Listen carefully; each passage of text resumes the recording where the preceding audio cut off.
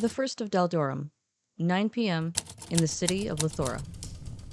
Sallow skin, inky veins of obsidian, eyes like twin voids, and the scent of cinnamon. Yes. Oh, and he's still warm. Too warm. And is that blood there on his nose? Oh, good catch. It dried pretty quick. Whatever caused this man's death, his body didn't react to it too kindly. Still, we don't know how he died. Well, if we're going to figure that out, we need to look at this case from another angle, don't you think? Yes. And I know just the place to start. In the city of Lethora.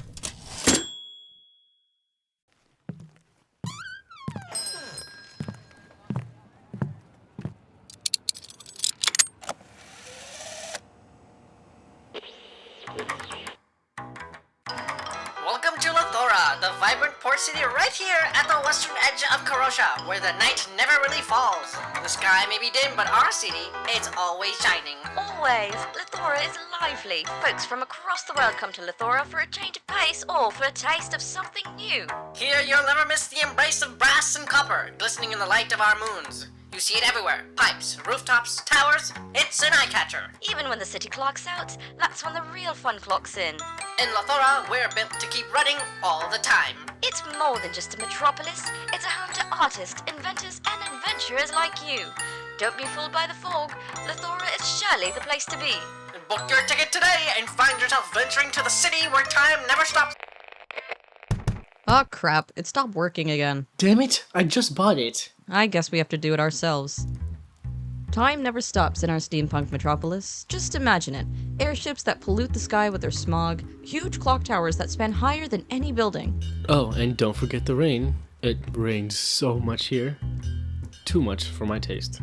When Lethora was founded, it was designed to be a promised land of progression. A place where no dream was too small. It was bright and vibrant. That was a long time ago. Lethora is no longer what it was preached to be. It carries darkness. Not a literal darkness, though, because, like they said in the ad, Lethora is shiny. I mean, sure, in a way, it does have a bit of a gloom to it. Right, but that's not exactly the darkness I'm referring to. Oh?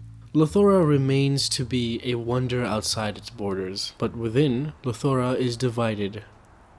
Long ago, Lethora was one of the powers of our world, alongside many other cities, of course, like Crothane, Tinkerdrift, Avonia, Acerage, even.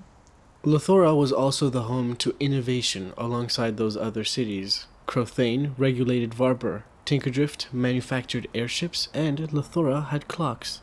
It was the first of our cities to track time in this new, analog way. It made the city rich with constant progression and the result of new inventions. It also made the city rich with money, but as we all know, wealth divides. As the city continued to progress, classism split Lethora into two factions. Not definitive factions, but two groups that were clear in its hierarchy. Those who would stumble and crawl, fighting their way to the top of the ladder. And those left to rot beneath the surface. It was no longer the place of dreams or innovation.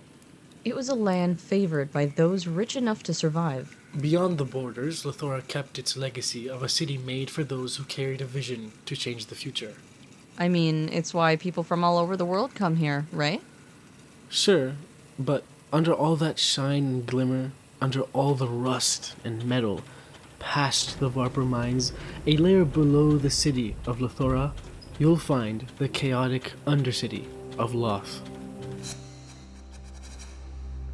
It's here where you'll find the forgotten, the ones that were left behind.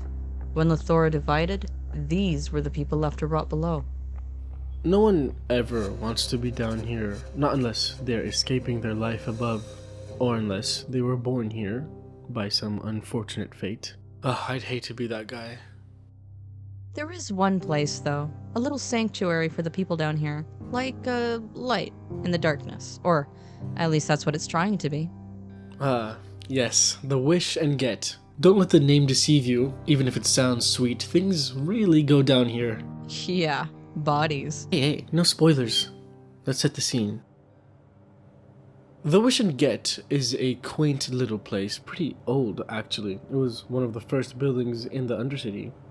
Before becoming a tavern, it was a factory that made clocks. As the topside of Lethora progressed, the Undercity was left to ruin. So all of these old factories were just abandoned. Some people decided to turn them into something new, like the Wish and Get. Now, the thing about this tavern is that it's kept that old rusted metal smell. Isn't that toxic? Does it matter? I guess not. Plus, they got that smell of spiced rum to go with it.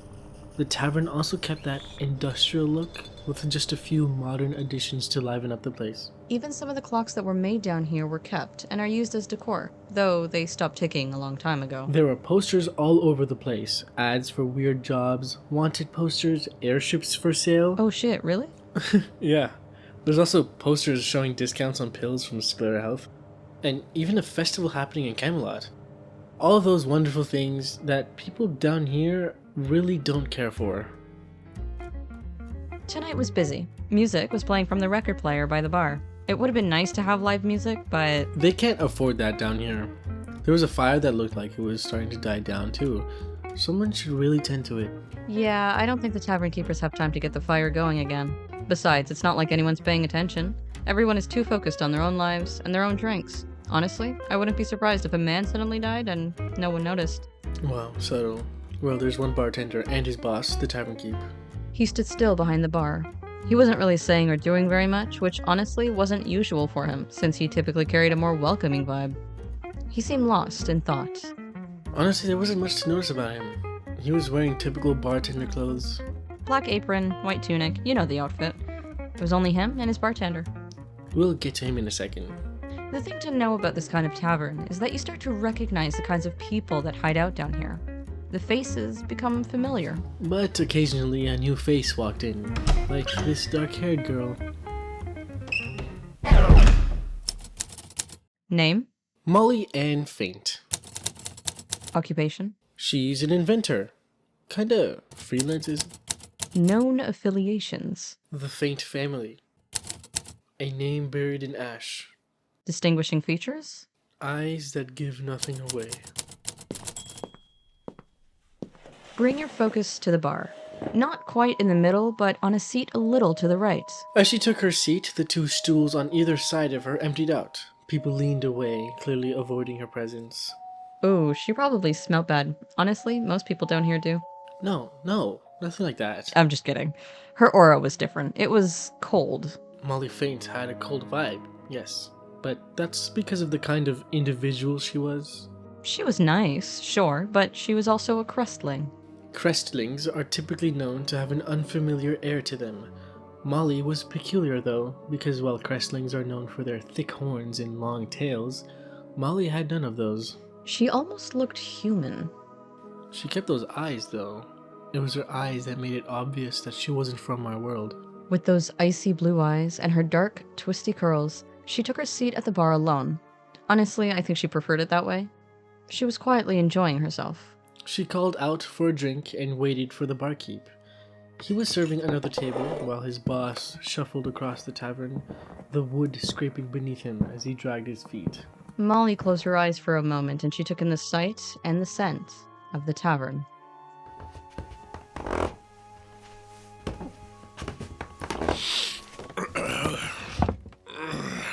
New flesh. You don't always get a pretty face in this old dump. There's something about ya. What's with ya, eh? A drunk dwarven man approached the girl. Well, he actually sort of stumbled into her and he reached for her shoulder. Now, remember kids, never touch a woman's shoulder without her consent. That's right. And the second he touched her, he shivered. It was like he could feel her cold aura just radiating out of her. It was a bit odd, but not uncommon, I guess. Molly said nothing. She just kept to herself and waited for a drink. The man coughed up a drunken chuckle, but he couldn't really say much more before being interrupted by... Oh, there he is. The bartender. The tavern keeper's one and only employee. Alright. Name? Sayun. Just Sayun? No last name? Nope. Occupation? Employee at the Wish and Get. Any known affiliations? I don't think so. Distinguishing features? Loyalty to a soon-to-be dead man. Bugger off. We welcome all new faces here. And you, kind madam, what can I get for you today? A light ale, please. The bartender smiled and hopped off the counter to get to the drinks in the back. Oh, yeah, he's a tiny little man. He's not even a man. He looks like a dragon. Absolutely not. We do not have dragons in this world. He was actually a tiny little lizard with wings. Oh, is that what he is? He's not a dragon. He wore his white scales with pride, with his red bow wrapped perfectly around his neck. He even has a little name tag, Sayun, the happiest little guy in all of the Undercity. Not as happy as Butter. Oh god, not Butter. Oh yes. Picture a mushroom. Oh boy. About 4 inches tall, with a blue cap dotted with hints of violet. He wore suspenders, and he had the tiniest little hands. He stood on top of a table and performed a wonderful interpretive dance to one very delighted Maeve Burton. And Nightshade. Yeah, alright. Maeve Burton. What's her occupation? I think she's unemployed at the moment. Any known affiliations? Honestly, no. Maeve is a loner. Yikes. Distinguishing features? Maeve had these wings. They were bigger than her. So big that when she walked, they would drag behind her. Her feathers had the sharpness to them, and they were a beautiful red and black that bled into each other, giving off this fiery, candlelit glow. Part of her Vilgarin charm. On the surface, the Vilgrins appear to share traits with the birdfolk of our world. The feathered wings, the talons, or even a beak. Maeve only had the wings though. I would say they were her most notable feature. She had this otherworldly aura to her, kind of like Molly. Granted, the Vilgarins don't come from our world either. We'll tell you the details another time. And there was something about her eyes. They carried an intense determination, as if constantly on the hunt for something just out of reach. Trust me, Professor, what we're looking for is nowhere near the city. If our research has led us anywhere, then our hunt will continue somewhere south. I don't know, Maeve. Something feels off about this one. I think we do need that map. The Luxorus sounded a bit hesitant to suggest his idea. Oh, the Luxorus are what we call the lizard folk of our world. This one was dressed in fancy clothing, a trench coat of sorts, perhaps to show off his academic stature. He clearly knew how to dress, considering the red of his jacket complemented the green of his scales. And he's got this beautiful staff. Yes, and The staff was a beautiful ivory that only elevated his demeanor. Let me elaborate. Seriously? Listen, he deserves it. His staff curved the very end, giving off this fantastical vibe. It was something that was never seen in the Undercity, especially in these parts. Makes you wonder what a guy like him is doing in a place like this. Anything else? And if you got close to it, it would give off this beautiful static hum that really soothed the soul. His horns have a touch of gold to them, and his eyes are deep blue that pierce your soul. They match the blue of the gemstone on his forehead. It's a very pretty blue. Actually, I've never seen such a blue before. Shall I leave you alone to admire the image of this Luxorus? No. His name is Nightshade Crueltidith. Professor Nightshade Crueltidith. Known affiliations, the Lystrom Academy. Distinguishing features? His really beautiful blue gem. Oh, and that staff. Are you done? Yes. The two of them were on a search for something ancient, and lost to time. If we look in the south, the remains would have landed somewhere in the desert. But that can't be. The desert is barren, save for the few towns scattered west. We would have found evidence. Perhaps. What would you suggest then, Professor? Based on the history books, the Empire had influence over the desert routes. Perhaps we're seeing it wrong. What if we... Nightshade? Have you lost your train of thought? What? No, it's nothing. What is it, Professor? The tavern keeper has fallen.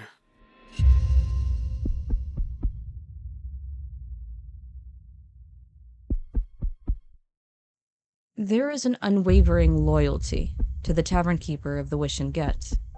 Every patron that seeks out this place has turned it into a sanctuary, in some way. It's like an unspoken agreement between those who reside in the Undercity. The boss commanded respect. Yes, he did. And when he fell over so suddenly, no one dared to breathe. Even though everyone was so focused on their own drinks, there was something about the way this tavern keeper collapsed that called for attention. Or maybe it was the way his eyes sunk deeper into his head. Hushed whispers began among the table of patrons. Some even started to flee, as if worried they'd be caught in a mystery that wasn't quite theirs to participate in. Nightshade, being the ever so wise, had been scanning the tavern here and there while he sat with Maeve. Not because he was suspicious, more so because he was curious. Even from this distance, Nightshade could tell there was something off about the fallen tavern keeper. There was something ill about him. Maeve glanced to the space by the bar where the tavern keeper was, but hadn't yet caught on. Molly watched him, but kept to herself. And Sayun was pouring another drink when he heard the thud. He tilted his head in confusion, and then his eyes twitched with realization. Are you alright? Sayun recoiled when he saw the figure in front of him. His hands shivered as he grabbed the arm of his boss. His skin was warm. Too warm.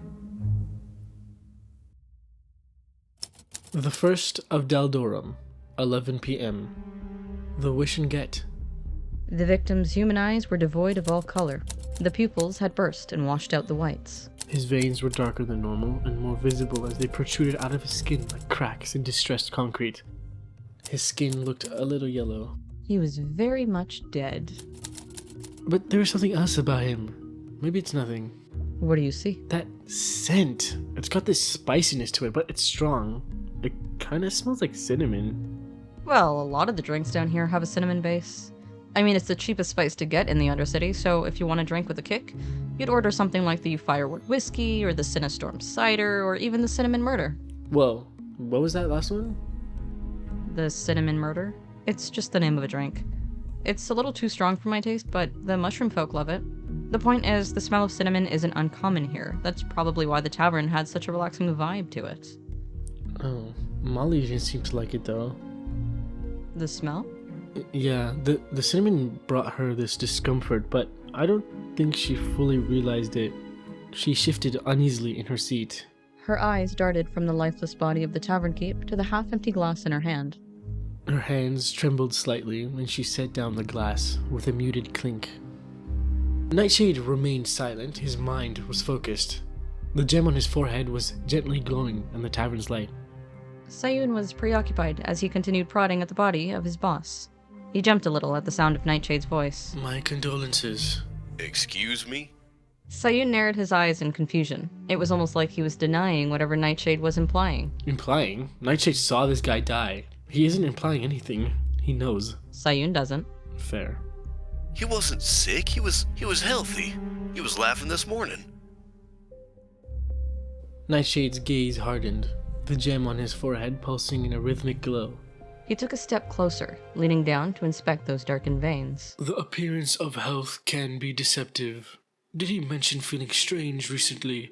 Suffering from an illness, perhaps? Nothing out of the ordinary.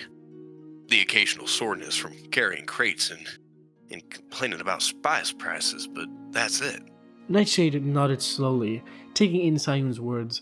His eyes traced the dark veins protruding from the tavern keep's skin. Whichever illness he suffered with, his symptoms are not textbook. Do you know if he's eaten anything unusual today? Anything outdated or new in the tavern stock? Not at all. Just our usual.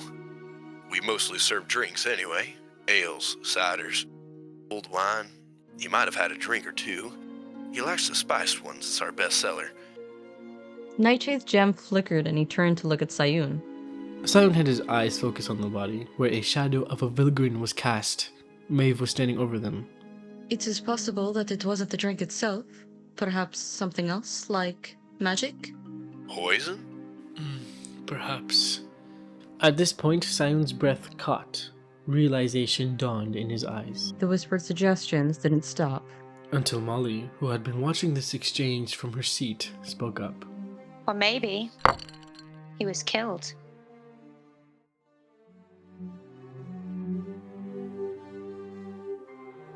Thanks for tuning in to Cassia Letalis. Think you can solve the murder before we do? Be sure to subscribe to our official Cassia Letalis podcast to keep on listening and get notified when a new episode is released. We'll see you in Lethora.